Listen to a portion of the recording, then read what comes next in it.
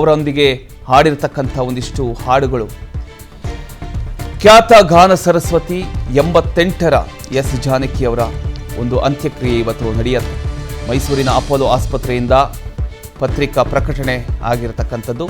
ಜಾನಕಿ ಅವರು ನಿನ್ನೆ ಮಧ್ಯಾಹ್ನ 12:49ಕ್ಕೆ ಆಸ್ಪತ್ರೆಗೆ ದಾಖಲಿಸಿದಂಥ ಸಂದರ್ಭದಲ್ಲಿ ಅವರು ಸ್ಥಿತಿ ಗಂಭೀರ ಆಗಿತ್ತು. ತಕ್ಷಣವೇ ತೀವ್ರ ನಿಗಾ ಘಟಕಕ್ಕೆ ಅವರನ್ನು ಸ್ಥಳಾಂತರಿಸಿ ಚಿಕಿತ್ಸೆಯನ್ನು ಕೊಡಿಸಲಾಗ್ತಿತ್ತು. ಚಿಕಿತ್ಸೆಯ ಸಮಯದಲ್ಲಿ ಹೃದಯ ಸ್ತಂಭನ ಉಂಟಾಗಿದೆ. ಸಂಜೆ 7:30ಕ್ಕೆ ಅವರು ನಿಧನರಾದರು ಅಂತ ಆಸ್ಪತ್ರೆಯಿಂದ ಮಾಹಿತಿ ಸಿಕ್ತು. ಅವರಿಗೆ ಈಗ 88 ವರ್ಷ ವಯಸ್ಸಾಗಿತ್ತು. ಚಿಕಿತ್ಸೆಗೆ ಅಂತ ಅಪೋಲೋ ಆಸ್ಪತ್ರೆಗೆ ಅವರನ್ನು ಕರ್ಕೊಂಡು ಹೋಗಲಾಯಿತು. ಆದರೆ ಎಲ್ಲೋ ಒಂದು ಕಡೆ ಚಿಕಿತ್ಸೆ ಫಲಿಸದೆ ಅವರು ಸಾವನ್ನಪ್ಪಿದ್ದಾರೆ. ಇವತ್ತು ಎಲ್ಲ ಸರ್ಕಾರಿ ಗೌರವದೊಂದಿಗೆ ಅವರ ಅಂತ್ಯ ಸಂಸ್ಕಾರ ನಡೆಯುತ್ತೆ.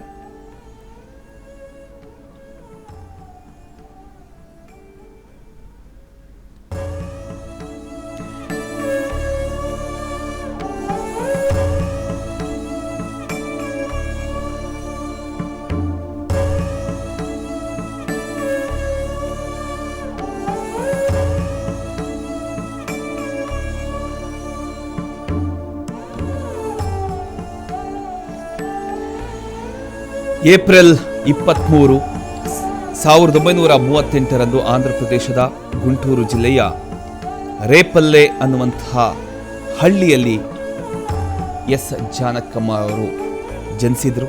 ಇವರ ತಂದೆ ಶ್ರೀ ರಾಮಮೂರ್ತಿ ಅವರು ಆಯುರ್ವೇದ ವೈದ್ಯರು ಹಾಗೂ ಶಿಕ್ಷಕರಾಗಿದ್ದರು.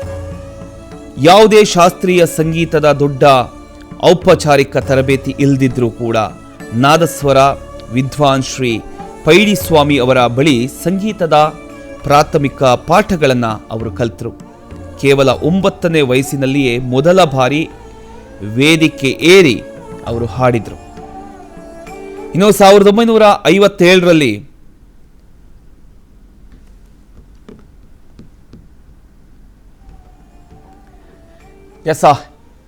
ಅವರ ಬಗ್ಗೆ ಮಾತನಾಡೋದಕ್ಕೆ ಹಿರಿಯ ನಟಿ ಆಗಿರತಕ್ಕಂಥ ಸುಧಾರಾಣಿ ಅವರು ನಮ್ಮೊಂದಿಗೆ ಸಂಪರ್ಕದಲ್ಲಿ ಜಾಯ್ನ್ ಆಗಿದ್ದಾರೆ.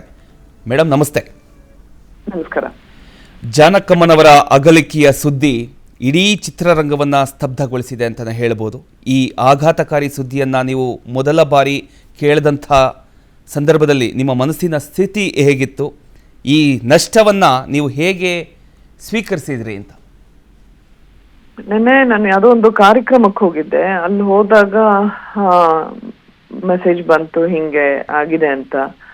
ಅಫ್ಕೋರ್ಸ್ ಖಂಡಿತವಾಗ್ಲೂ ಇಟ್ ವಾಸ್ ವೆರಿ ಶಾಕಿಂಗ್. ಏಕೆಂದ್ರೆ ಅವ್ರು ಇಷ್ಟು ಬೇಗ ನಮ್ಮನ್ನ ಬಿಟ್ಟು ಹೋಗ್ತಾರೆ ಅಂತ ಯಾರೂ ಎಕ್ಸ್ಪೆಕ್ಟ್ ಮಾಡಿದ್ದಿಲ್ಲ. ಯಾಕೆಂದ್ರೆ ಇದೇ ಟೈಮಲ್ಲೇ ಹೋದ ವರ್ಷ ಅವ್ರನ್ನ ಹೋಗಿ ಭೇಟಿ ಮಾಡಿ ಅವ್ರ ಜೊತೆ ಆಲ್ಮೋಸ್ಟ್ ಒಂದು ಅರ್ಧ ದಿನ ಕಾಲ ಕಳೆದು ಬಂದಿದ್ದು ನೆನಪುಗಳೆಲ್ಲ ಮತ್ತೆ ಬಂತು. ಇದೇನಪ್ಪ ಇದು, ಎಷ್ಟು ಬೇಗ ಹೀಗಾಗೋಯ್ತಲ್ಲ ಅಂತ. ಆಕ್ಚುಲಿ ಅವ್ರನ್ನ ಮತ್ತೆ ಹೋಗಿ ಭೇಟಿ ಮಾಡ್ಬೇಕು ಅನ್ನೋದೊಂದು ಪ್ಲಾನ್ ಇತ್ತು. ಬಟ್ ಅದಾಗೋದಕ್ ಮುಂಚೆನೆ ಹೀಗಾಗೋಗಿದ್ ನಿಜವಾಗ್ಲೂ ತುಂಬಾನೇ ಸಂಕಟದ ವಿಚಾರ. ಜಾನಕಮ್ಮನವರ ಆ ಒಂದು ಧ್ವನಿಯಲ್ಲಿ ಒಂದು ದೈವಿಕ ಶಕ್ತಿ ಇದೆ ಅಂತ ಹೇಳ್ಬೋದು. ಒಬ್ಬ ಕಲಾವಿದರಾಗಿ ಅವರ ಒಂದು ಧ್ವನಿಯಲ್ಲಿದ್ದ ಆ ಒಂದು ಮಂತ್ರಶಕ್ತಿ ಇದೆಯಲ್ಲ, ಅದು ಜಾದುವನ್ನ ಸೃಷ್ಟಿ ಮಾಡಿಬಿಡಿತ್ತು. ಆ ಒಂದು ಜಾದು ಬಗ್ಗೆ ಹೇಳೋದಾದ್ರೆ ಏನ್ ಹೇಳ್ತೀರಿ ಮೇಡಮ್? ಅವ್ರ ಧ್ವನಿ ಬಗ್ಗೆ ಎಲ್ರಿಗೂ ಗೊತ್ತೇ ಇದೆ. ಆದ್ರೆ ನನ್ನ ಪ್ರಕಾರ ಅವರು ಆ ವ್ಯಕ್ತಿತ್ವನೇ, ಆಕೆನೆ ಒಂದು ನಿಜವಾಗ್ಲೂ ಒಂದು ದೇವತೆ ಸ್ವರೂಪ. ಯಾಕೆಂದ್ರೆ ಆ ಮಟ್ಟಕ್ಕೆ ಬೆಳೆದಂತವ್ರು ಅಂದ್ರೆ ಏನಂತಾರೆ, ಈ ಒಂದು ಶಿಖರದ ಮೇಲೆ ತುದಿಯಲ್ಲಿ ನಿಂತಿದ್ದವ್ರು ಆ ಕಲೆನಲ್ಲಿ. ಅಷ್ಟು ದೊಡ್ಡ ವ್ಯಕ್ತಿತ್ವ ಅವ್ರದ್ದು. ಆದ್ರೂ ಅವ್ರು ಎಷ್ಟು ತುಂಬಾ ಹಂಬಲ್ ಒಂಥರ. ಯಾರನ್ನು ಒಂದು ಜೋರಾಗಿ ಮಾರ್ಗೇನು ಅವತ್ತು ಅವ್ರನ್ನ ಮೀಟ್ ಮಾಡಕ್ ಹೋದಾಗ್ಲೂನು ನಿಮ್ ಜೊತೆ ಯಾರ್ಯಾರು ಬಂದಿದ್ದಾರೆ ಪ್ರತಿಯೊಬ್ಬರನ್ನು ಕೇಳಿ ತಿಳ್ಕೊಂಡು ಅವ್ರನ್ನು ಒಳಗ್ ಕರ್ಸಿ, ಮನೆ ಒಳಗ್ ಕರ್ಸಿ ಅವರು ಕಾಫಿ ತಿಂಡಿ ತಗೊಂಡ್ರ, ಊಟ ಮಾಡಿದ್ರ, ಆ ಲೆವೆಲ್. ಆಮೇಲೆ ಪ್ರತಿಯೊಬ್ಬರಿಗೂ ಎಷ್ಟು ಚೆನ್ನಾಗಿ ತಿಳ್ಕೊಂಡಿದ್ರು ಅಂದ್ರೆ ನಾನು ಅಂದೆ ಇದೇನಿದ್ ನೀವು ಅಕ್ಷಯ ಪಾತ್ರೆ ಇಟ್ಕೊಂಡಿದೀರಾ ಅಂತ. ಬಂದವ್ರಿಗೆಲ್ಲ ಅವ್ರ ನೆನಪಿಗೆ ಒಂದೊಂದು ಗಿಫ್ಟ್ಗಳು ಕೊಟ್ಟು ಆ ತರ ಒಂದು ಸರಳ ವ್ಯಕ್ತಿನ ನೋಡೋದು ಬಹಳ ಕಮ್ಮಿ. ಅಂದ್ರೆ ಕೊನೆಯದಾಗಿ ಎಲ್ಲಿ ಭೇಟಿ ಮಾಡಿದ್ದು ಮೇಡಮ್ ನೀವು?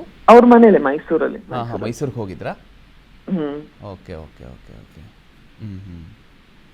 ನಿಮ್ಮ ವೃತ್ತಿ ಜೀವನದಲ್ಲಿ ಜಾನಕಮ್ಮವರ ಜೊತೆ ಕೆಲಸ ಮಾಡಿರತಕ್ಕಂಥ ಅಥವಾ ಅವರೊಂದಿಗೆ ವೇದಿಕೆ ಹಂಚಿಕೊಂಡಿರತಕ್ಕಂಥ ಕೆಲವೊಂದು ವಿಚಾರಗಳನ್ನ ಹೇಳೋದಾದ್ರೆ ಮೇಡಮ್. ಒಂದು ಕಾರ್ಯಕ್ರಮದಲ್ಲಿ ನನಗೆ ಡೀಟೇಲ್ಸ್ ಈಗ ಸರಿಯಾಗಿ ಜ್ಞಾಪಕ ಇಲ್ಲ, ಸುಮಾರು ವರ್ಷಗಳ ಹಿಂದೆ, ಮೇ ಬಿ ಒಂದು 15 ವರ್ಷದ ಹಿಂದೆನೇ ಇರ್ಬೋದು. ಯಾವುದೋ ಒಂದು ಇದೇ ರೀತಿ ಸಂಗೀತ ಕಾರ್ಯಕ್ರಮದಲ್ಲಿ, ಅದರ ಕಾರ್ಯಕ್ರಮ ನಡೆದಿದ್ದು ರವೀಂದ್ರ ಕಲಾಕ್ಷೇತ್ರದಲ್ಲಿ, ಅದು ಚೆನ್ನಾಗಿ ಜ್ಞಾಪಕ ಇದೆ. ಅವ್ರಿಗೆ ಒಂದು ಗೌರವ ನೀಡುವಂತ ಒಂದು ಅವಕಾಶ ನನಗ್ ಸಿಕ್ತು. ಸೊ ಅದು ನನ್ನ ಭಾಗ್ಯ ಅಂತ ಅನ್ಕೋತೀನಿ. ಅದು ನಿಜವಾಗ್ಲೂ ನನ್ನ ಪುಣ್ಯ. ಅವ್ರಿಗೆ ಒಂದು ಶಾಲ್ ಹೊತ್ಸಿ ಇದ್ ಮಾಡೋದಿದೆಯಲ್ಲ, ಅದು that was my greatest blessing.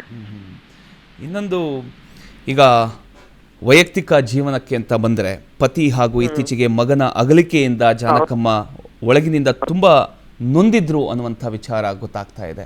So ಅದ್ರ ಬಗ್ಗೆ ಏನಾದರೂ ನಿಮ್ಮ ಹತ್ರ ಶೇರ್ ಮಾಡ್ಕೊಂಡಿರೋದು ಉಂಟಾ?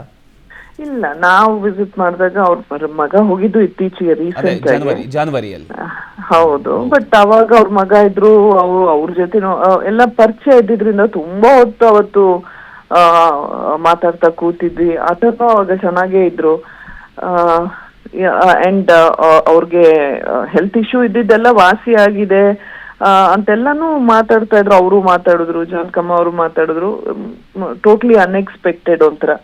ಅವತ್ ನಿಜವಾಗ್ಲೂ ತುಂಬಾ ಅವ್ರ ಜೊತೆ ಸ್ಪೆಂಡ್ ಮಾಡಿದಂತ ಟೈಮ್ ತುಂಬಾನೇ ಚೆನ್ನಾಗಿತ್ತು.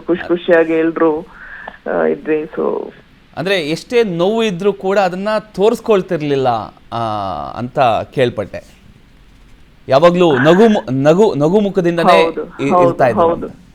ಹೌದು, ಅವರು ಕೂತ್ಕೊಂಡು ಅವರು ಒಂದು ಆಪ್ ಅಲ್ಲಿ ಹೇಗೆ ಅವರು ಏನೇನ್ ಕಲ್ತ್ಕೊಂಡಿದ್ದಾರೆ ಅದರಿಂದ ಹಿಡಿದು ಇವಾಗ ಚಿಕ್ಕ ಮಕ್ಳು ಅವ್ರೇನಾದ್ರು ಹೊಸ ವಿಷಯ ಕಲ್ತ್ಕೊಂಡಾಗ ಹೇಗೆ ಮಾಡಿ, ಇವಾಗ ಅಪ್ಪ ಅಮ್ಮಂದ್ರು ಇದ್ ಮಾಡಿ ತೋರ್ಸು, ಇದು ಹೇಳಿ ತೋರ್ಸು ಅಂತಂದ್ರೆ ಮಾಡಿ ತೋರ್ಸುತ್ತಲ್ಲ, ಆತರ ಅವ್ರ ಆಪ್ ಅಲ್ಲಿ ಏನೋ ಫೋಟೋ ಇದೆಲ್ಲ ಮಾಡಿದ್ದು, ವಿಡಿಯೋಗಳು ಮಾಡಿದ್ದು, ಪ್ರತಿಯೊಂದನ್ನು ಶೇರ್ ಮಾಡ್ಕೊಂಡಿದ್ರು. ಅಂದ್ರೆ ತೋರ್ಸಿದ್ರು, ನೋಡು ನಾನು ಇದನ್ನ ಮಾಡಿದೀನಿ, ಹೇಗಿದೆ ಈ ಫೋಟೋ ನಾನು ನೋಡು, ಈ ತರ ಮಾಡಿದೀನಿ, ಚೆನ್ನಾಗಿದ್ಯಾ ಅಂತೆಲ್ಲ.